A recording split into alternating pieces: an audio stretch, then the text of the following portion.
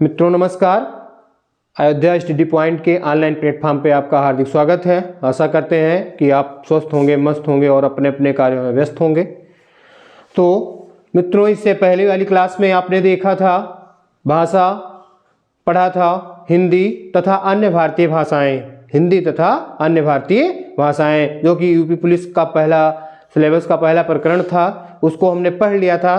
तो आज उसी का प्रैक्टिस सेट हल करेंगे जी, किस तरीके से उससे जो है उस टॉपिक से किस तरीके से प्रश्न पूछे जा सकते हैं। तो इन प्रश्नों की सीरीज में हम आइए देखते हैं कि सबसे पहला प्रश्न है, हिंदी शब्द का विकास किस भाषा से हुआ है। आपने पढ़ा था उसमें, हिंदी शब्द का विकास किस भाषा से हुआ है। पहला ऑप्शन है इसमें ए अंग्रेजी से, बी अरबी से, सी फारसी से और डी उर्दू से। तो आपने पढ़ा था कि जो हिंदी शब्द की उत्पत्ति है वो विदेशी भाषा से हुई है, अर्थात वो किस भाषा से हुई है, फारसी से। तो इसमें पहले प्रश्न में विकल्प सही हो जाता है तीसरा, यानी विकल्प सी सही हो जाता है। तो ध्यान रखिएगा, बहुत ही इंपॉर्टेंट प्रश्न है, कई परीक्षाओं में पूछा गया है, तो इसलिए इसको हम विशेष तौर पे ध्यान रखेंगे। हिंदी शब्द की उत्पत्ति किस भाषा से हुई है या हिंदी शब्द का विकास किस भाषा से हुआ है, तो वो फारसी भाषा से हुआ है। और ये पूछता है कि किस शब्द से हुआ है, तो वो सिंधु शब्द से हुआ है। किससे हुआ है, सिंधु शब्द से। हिंदी शब्द का विकास हिंदी शब्द का विकास किस शब्द से हुआ है, तो वो हो जाएगा सिंधु शब्द से। उसके बाद दूसरा प्रश्न है, देवनागरी लिपि का विकास किस लिपि से हुआ है। दूसरा प्रश्न है, देवनागरी लिपि का विकास किस लिपि से हुआ है। प्राचीन लिपियां थी, उनमें से जो है नई लिपियों का जन्म हुआ है।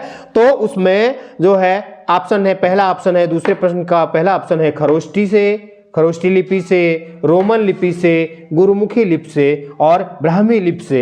यह भी बहुत इंपॉर्टेंट प्रश्न है, कई परीक्षाओं में पूछा गया प्रश्न है। तो देवनागरी लिपि का विकास जो है वो ब्राह्मी लिपि से हुआ है। किस लिपि से हुआ है, ब्राह्मी लिपि से। तो दूसरे प्रश्न में जो है ऑप्शन डी सही हो जाता है, चौथा ऑप्शन, यानी ब्राह्मी लिपि से हुआ है। इसका विकास किससे हुआ है, ब्राह्मी लिपि से। इससे ब्राह्मी लिपि से। तीसरा प्रश्न, हिंदी दिवस कब मनाया जाता है। हिंदी दिवस कब मनाया जाता है। हिंदी को राजभाषा के रूप में, ये पढ़े थे हम कि हिंदी को राजभाषा के रूप में जब दर्जा दिया गया जिस तिथि को, उसी तिथि को हिंदी दिवस के रूप में मनाया जाता है। तो ऑप्शन देख लेते हैं। पहला है इसमें प्रश्न, एक बार पुनः देखते हैं, हिंदी दिवस कब मनाया जाता है। तो इसमें पहला ऑप्शन है 14 जुलाई, दूसरा है 15 अगस्त, तीसरा है 14 सितंबर और चौथा है यानी डी 16 सितंबर। तो हिंदी को राजभाषा का दर्जा दिया गया 14 सितंबर सन 1949 ईस्वी को। तो इसलिए जो है 14 सितंबर को ही हम क्या मनाते हैं, हिंदी दिवस। तो 14 सितंबर को हिंदी दिवस के रूप में मनाया जाता है। तो तीसरे प्रश्न का उत्तर हो जाएगा 14 सितंबर। इसके बाद अगला है, पूर्वी हिंदी का विकास किस अपभ्रंश से हुआ है। अपभ्रंश हमने पढ़ा था, ठीक है, वैदिक संस्कृत, लौकिक संस्कृत, पाली प्राकृत, उसके बाद में अपभ्रंश का नंबर आता है। उसी अपभ्रंश से जो है हमारी हिंदी विकसित हुई है और उसी हिंदी में जो है उपभाषा पूर्वी हिंदी की चर्चा हो रही है कि पूर्वी हिंदी का विकास किस अपभ्रंश से हुआ है। तो सबसे पहला ऑप्शन है इसमें, ऑप्शन ए अर्धमागधी से, ऑप्शन बी मागधी से और ऑप्शन सी सौरसेनी से और ऑप्शन डी है पैसाची से। तो आपने देखा होगा कि जो पूर्वी हिंदी है इसका विकास जो है वो अर्धमागधी से हुआ है। किससे हुआ है, अर्धमागधी से। ध्यान रखेंगे, जो पूर्वी हिंदी है उसका विकास हुआ है अर्धमागधी से। और मागधी से किसका विकास हुआ है, मागधी से किसका विकास हुआ है मित्रों, इससे हुआ है बिहारी का। और सौरसेनी से किसका विकास हुआ है, सौरसेनी से जो है पश्चिमी हिंदी किसका हुआ है, पश्चिमी हिंदी का हुआ है, राजस्थानी हिंदी का हुआ है, पश्चिमी हिंदी का हुआ है, राजस्थानी हिंदी का हुआ है और पहाड़ी हिंदी का हुआ है। इसी सौरसेनी से ही गुजराती भाषा का भी विकास हुआ है। आगे अगला प्रश्न है, पांचवा प्रश्न, हिंदी को राजभाषा का दर्जा कब प्राप्त हुआ। इसकी चर्चा पहले भी कर चुके थे। इससे रिलेटेड एक ऑप्शन आ गया है कि हिंदी दिवस कब मनाया जाता है। यहाँ जो है हिंदी को राजभाषा का दर्जा कब प्राप्त हुआ, तो इसमें पहला ऑप्शन है 26 जनवरी सन 1950 ईस्वी को, बी है 14 सितंबर सन 1949 ईस्वी को, और उसके बाद सी है 14 नवंबर सन 1949 ईस्वी को या 49 ईस्वी में। तो इसमें हमने पढ़ लिया है, इसको वीडियो में पहले ही देख लिया है। तो जो हिंदी दिवस है वो जो हिंदी को राजभाषा का दर्जा देने का समय है वो है 14 सितंबर सन 1949 ईस्वी में, 14 सितंबर सन 1949 ईस्वी में। तो यहाँ पे जो है प्रश्न, हिंदी को राजभाषा का दर्जा कब प्राप्त हुआ, तो हिंदी को राजभाषा का दर्जा 14 सितंबर सन 1949 ईस्वी को प्राप्त हुआ। इसके बाद में अगला प्रश्न देखते हैं हम। छठा प्रश्न है, किस अनुच्छेद के अंतर्गत हिंदी को राजभाषा का दर्जा मिला। किस अनुच्छेद के अंतर्गत संविधान में जब हिंदी को राजभाषा के रूप में अधिगृहीत किया गया, तो किस अनुच्छेद के अंतर्गत। इसमें पहला ऑप्शन है 363 का, दूसरा है 370 का, और तीसरा है 343 का, और चौथा यानी डी है 402 का। तो इसमें हम देख रहे हैं कि इसका सी ऑप्शन सही हो जाएगा, 343 का। ध्यान रखना, इसमें 343 का मिल सकता है या कहीं कहीं 343 ए लिखा मिल सकता है या 343 एक, यानी ये प्रश्न में तीनों में से कोई एक मेंशन करके पूछ सकता है, 343 का या 343 ए या 343 एक। तो किस अनुच्छेद के अंतर्गत, 343 का के अंतर्गत। ये बहुत ही इंपॉर्टेंट प्रश्न है, इसको ध्यान रखेंगे कि किस अनुच्छेद के अंतर्गत हिंदी को राजभाषा का दर्जा मिला, 343 का के अंतर्गत। हिंदी शब्द का विकास किस शब्द से हुआ है, यह भी बहुत इंपॉर्टेंट प्रश्न है, अभी चर्चा हुई थी इसकी, महत्वपूर्ण प्रश्न है, ये पूछा गया है परीक्षाओं में। तो सिंधु शब्द से है, इसमें ए ऑप्शन है सिंधु शब्द से, बी है भारत शब्द से, सी है संस्कृत शब्द से, और डी है अन्य से। तो इसमें हमारा सही विकल्प हो जाएगा ए, हिंदी शब्द का विकास जो है सिंधु से। हिंदू बना, हिंदू से हिंदी बना, हिंदी से हिंदी था, एक प्रत्यय हट के हिंदी बना। तो जो हिंदी शब्द का विकास हुआ है वो सिंधु शब्द से हुआ है। अगला है, पंजाबी किस लिपि में लिखी जाती है। पंजाबी भाषा किस लिपि में लिखी जाती है, तो पंजाबी भाषा पहला ऑप्शन है, इसमें देखेंगे देवनागरी लिपि में, दूसरा है रोमन लिपि में, तीसरा है गुरुमुखी लिपि में, और चौथा है फारसी लिपि में। तो यहां पे हम देखेंगे कि जो पंजाबी है ये लिखी जाती है गुरुमुखी लिपि में। किसमें लिखी जाती है, गुरुमुखी लिपि में। तो इसमें ऑप्शन तीसरा सही हो जाएगा, पंजाबी किस लिपि में लिखी जाती है, तो पंजाबी जो है ये गुरुमुखी लिपि में लिखी जाती है।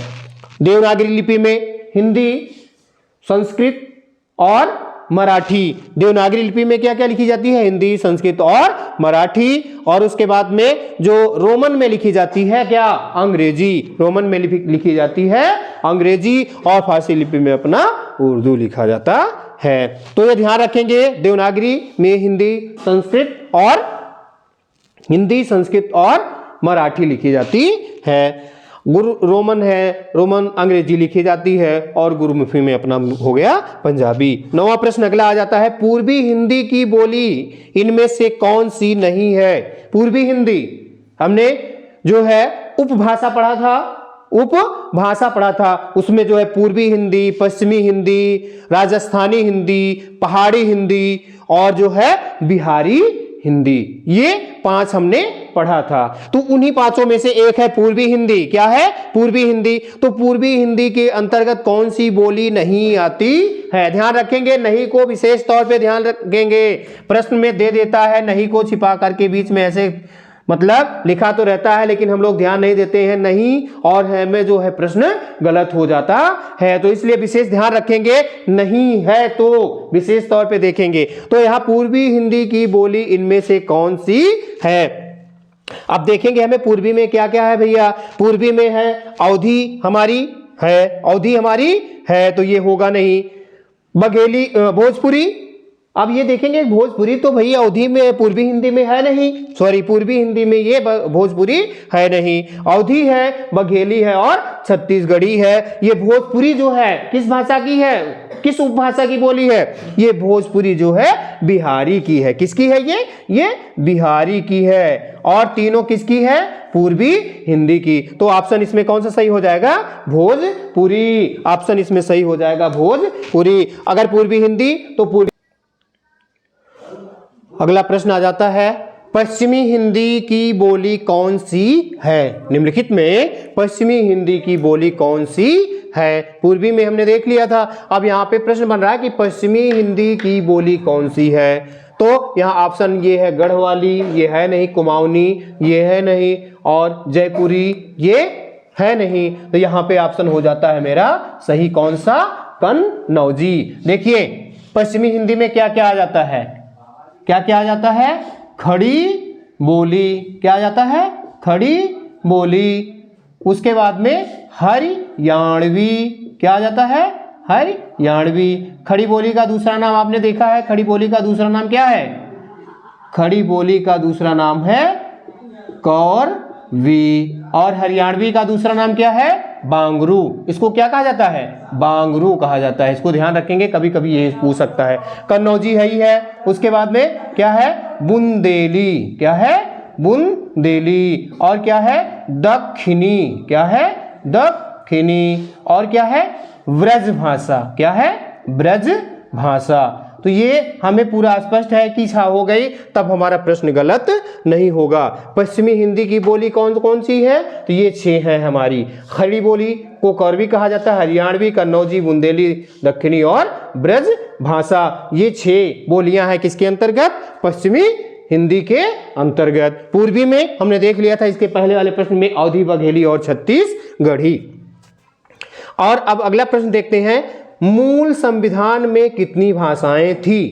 जब संविधान हमारा बना और संविधान के द्वारा भाषाओं को जो है अधिकार प्रदान किया गया, तो उसमें 14 थी। कितनी थी?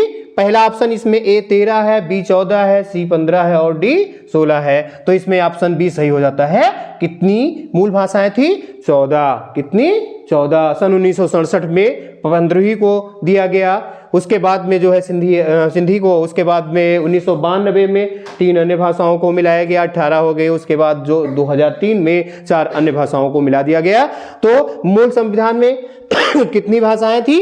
14 भाषाओं को रखा गया था। और वर्तमान में अगर पूछा जाए तो कितनी है? 22। कितनी है? 22 भाषाएं हैं। कितनी है? 22 भाषाएं। ठीक। अगला प्रश्न, प्रवचन सुनना भाषा का कौन सा रूप है? प्रवचन सुनना, ये भाषा से मान लीजिए वायदे में प्रश्न पूछ भी सकता है। प्रवचन सुनना भाषा का कौन सा रूप है? भाषा हमने पढ़ा था जिसकी सहायता से हम अपने विचारों का आदान प्रदान करते हैं, अपनी भावनाओं का आदान प्रदान करते हैं, अपने भावों का आदान प्रदान करते हैं। ठीक है, वही भाषा है। तो यहाँ पे प्रवचन सुनना भाषा का कौन सा रूप है? मौखिक भाषा, लिखित भाषा, सांकेतिक भाषा या सभी? तो मौखिक भाषा, प्रवचन कोई सुनाता है तो उसमें लिखने पढ़ने जैसी कोई बात नहीं होती है। तो प्रवचन जो है, प्रवचन सुनाना भाषा का कौन सा रूप है? मौखिक। लिखित भाषा के अंतर्गत जैसे पत्र लिखना, SMS लिखना, कहानी लिखना, कविता लिखना, ठीक है, ये सब जो है आ जाता है किसके अंतर्गत? लिखित भाषा के अंतर्गत। सांकेतिक भाषा में संकेत के माध्यम से, ठीक है, जैसे खेलों में निर्णायक यानी जो अंपायर होता है उसके द्वारा निर्णय दिया जाना। ठीक है, परिवहन यातायात के क्षेत्र में परिवहन पुलिस के द्वारा रुकने या चलने का संकेत किया जाना, वो सांकेतिक भाषा में आ जाता है। लिखित में हमने बता दिया जाए। मौखिक में यानी जैसे कहानी सुनना, उसके बाद समाचार सुनना। ठीक है, कहानी सुनना हो गया, समाचार सुनना हो गया, और हम कह सकते हैं कि कविता का गायन करना, तो ये सब मौखिक में आ जाता है। अगला है, मैथिली किस भाषा की बोली है? मैथिली किस भाषा की बोली है? ये भी एक प्रश्न आ गया आपका हमारी भाषा, उपभाषा और बोली से। मैथिली, अब देखते हैं यहाँ पे ऑप्शन ए है हमारा यहाँ पे राजस्थानी की, ये हो नहीं सकती। पश्चिमी पश्चिमी की है नहीं, पश्चिमी की हमने देख ही लिया, 6 उपबोलियां हैं। पहाड़ी की जो 2 हैं, गढ़वाली और कुमाऊनी, इसको हमने देख ही लिया। ये गढ़वाली और कुमाऊनी किस में आती हैं, जो है ये पहाड़ी में आती हैं। बिहारी किसकी है, ये बिहारी की। बिहारी में क्या क्या है, मैथिली,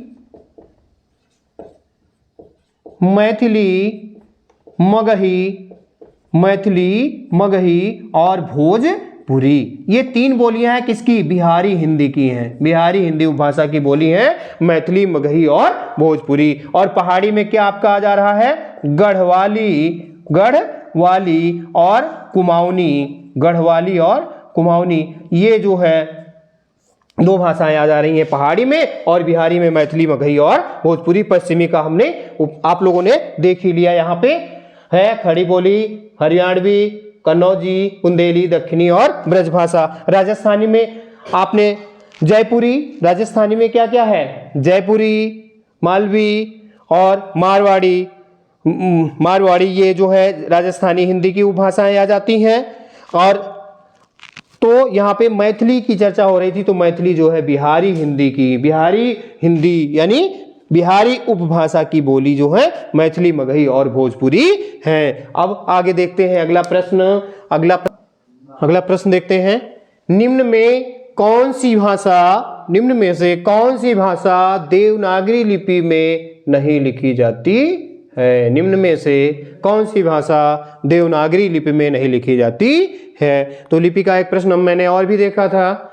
हिंदी जो है ये लिखी जाती है, अंग्रेजी है ये शायद नहीं लिखी जाती है, मराठी लिखी जाती है और संस्कृत लिखी जाती है। तो यहाँ जो है अंग्रेजी जो है ये देवनागरी लिपि में नहीं लिखी जाती है। अंग्रेजी किस लिपि में लिखी जाती है, अंग्रेजी लिखी जाती है रोमन लिपि में। किस में लिखी जाती है, रोमन में। और एक प्रश्न मैंने देखा था कि पंजाबी किस लिपि में लिखी जाती है, तो पंजाबी जो है वो गुरुमुखी लिपि में लिखी जाती है, और उर्दू जो है फारसी लिपि में लिखी जाती है। तो लिपि से भी अगर प्रश्न आएगा तो आशा करते हैं आप लोग गलत नहीं करेंगे, एकदम पकड़ लेंगे कि इसमें कौन सा ऑप्शन सही होगा। तो प्रश्न 14 में ऑप्शन बी सही हो जाता है कि जो अंग्रेजी है ये देवनागरी लिपि में नहीं लिखी जाती है। अन्य तीनों भाषाएं हिंदी, मराठी और संस्कृत जो है देवनागरी लिपि में लिखी जाती है। अगला जो है प्रश्न आ जाता है, ब्रज भाषा किस उपभाषा की बोली है। ब्रज भाषा, ब्रज क्षेत्र में यानी ये पश्चिम का क्षेत्र है, जो आगरा है, आगरा का क्षेत्र हो गया, ठीक है। दिल्ली से जो है दक्षिण का क्षेत्र है, आगरा है, कानपुर के आगे का क्षेत्र है, तो वही हो सकता है, ठीक है। तो इसका मतलब ये पश्चिम में है, तो पूर्वी में है नहीं, क्योंकि पूर्वी की बोली हम जान रहे हैं। पूर्वी की बोली क्या है, अवधी, क्या है, अवधी,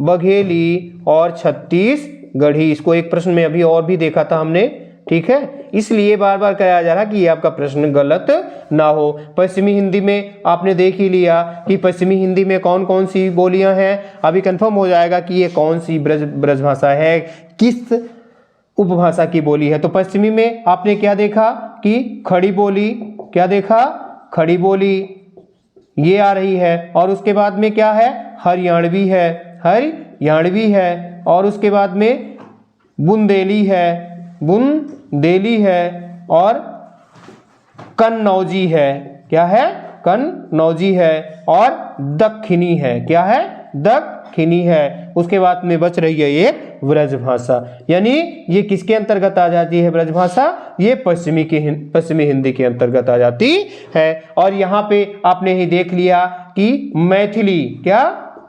मैथिली, मगही और भोजपुरी, मैथिली, मगही और भोजपुरी। और यहाँ पे जो है इसमें राजस्थानी में जो है उत्तरी राजस्थानी, क्या, उत्तरी राजस्थानी, जिसको कहा जाता है मेवाती, क्या कहा जाता है, मेवाती। और उसके बाद में दक्षिणी राजस्थानी, इसको कहा जाता है मालवी, क्या कहा जाता है, मालवी। और उसके बाद में पूर्वी राजस्थानी, क्या, पूर्वी राजस्थानी, इसको कहा जाता है जयपुरी, क्या कहा जाता है,